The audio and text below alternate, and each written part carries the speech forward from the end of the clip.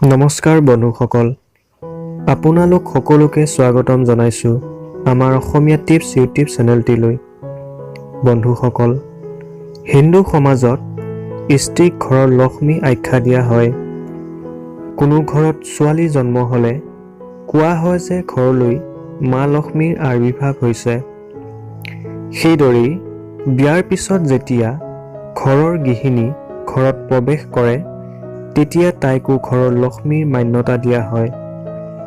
ক'বলৈ গ'লে সকলো জীয়ৰী নিজৰ মাক দেউতাকৰ বাবে বহু লাকি হয়। কিন্তু সমুদ্ৰ শাস্ত্ৰত সৌভাগ্যৱতী নাৰীৰ কেইটামান বৈশিষ্ট্যৰ বিষয়ে কোৱা হৈছে। সমুদ্ৰ শাস্ত্ৰৰ জৰিয়তে ব্যক্তিৰ ভৱিষ্যতৰ বিষয়ে বহু কথাই জানিব পাৰি। সমুদ্ৰ শাস্ত্ৰৰ জৰিয়তে ব্যক্তিৰ শৰীৰ আকৃতিবোৰ চাই তেওঁৰ ভাগ্য, স্বভাৱ আদিৰ বিষয়ে জানিব পাৰি। প্ৰথমতে, যি মহিলাৰ ভৰিৰ সকলো আঙুলি সমান আকৃতিৰ হয় তেনে মহিলাই গোটেই জীৱনত কেৱল আনন্দৰেই উপভোগ কৰে আৰু নিজৰ পৰিয়ালটোক সদায় সুখত ৰাখে।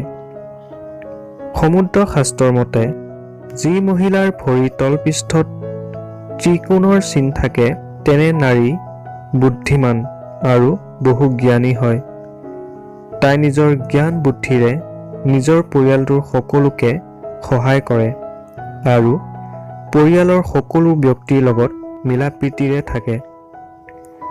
যি মহিলাৰ ভৰিৰ তলপৃষ্ঠ সৰ্পাকাৰ হয় তেওঁ বহু ভাগ্যৱতী হয় আৰু তেনে নাৰীয়ে জীৱনত বেছি কষ্টৰ সন্মুখীন হ'ব লগা নহয়। এনে মহিলাৰ ওপৰত প্ৰভুৰ কৃপা সদায় থাকে। যি মহিলাৰ ভৰিৰ তলপৃষ্ঠত শংখ, পদুম বা চক্ৰৰ চিন থাকে তেনে মহিলাৰ ভাগ্য বহুত ভাল হয়। এনে মহিলাৰ পতি বা তেওঁ নিজেই কোনো ডাঙৰ কৰ্মসংস্থানৰ গৰাকী হয়।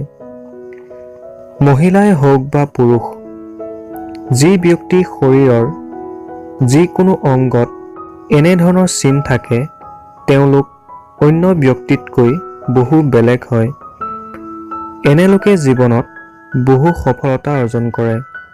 যি মহিলাৰ ভৰিৰ বুঢ়া আঙুলিটো অধিক দীঘল হয় তেনে মহিলাৰ জীৱনটো বহু কষ্টৰ মাজেৰে অতিবাহিত হয়। কিন্তু যি মহিলাৰ ভৰিৰ বুঢ়া আঙুলিটো বহল ঘূৰণীয়া আকৃতিৰ হয় তেনে মহিলা বহু ভাগ্যৱতী হয়।